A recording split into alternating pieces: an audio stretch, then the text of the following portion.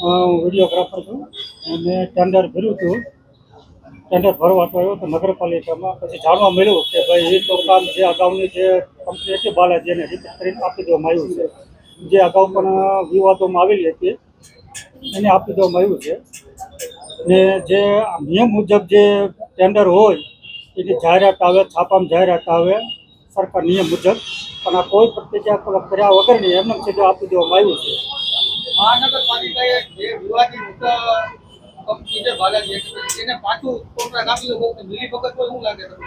હા, ચોક્કસ મિલીભગત હોય. નકર ટેન્ડર પ્રતિક્રિયા જે હોય એ નિયમ મુજબ કરવી જોઈએ. છાપામાં જાહેરાત, એડ જે બધી વસ્તુ હોય તો કોઈને ખબર ન પડી, સીધું આપી દીધું. પછી ખ્યાલ આવ્યો.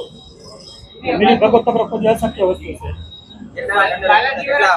બાલાજીવાળા ભાઈ છે એમને કોન્ટ્રાક્ટ કઈ છે ટેન્ડર થી મળ્યો ડાયરેક્ટ બરોબર આપી દીધો, કોઈ જાહેરાત થઈ, તમે ભાગ લીધો નથી લીધો, બીજા કોઈ ભાગ લીધો? ના, મેં ભાગ નથી લીધો, પણ ડાયરેક્ટ બારોબાર આપી દેવામાં આવ્યું છે.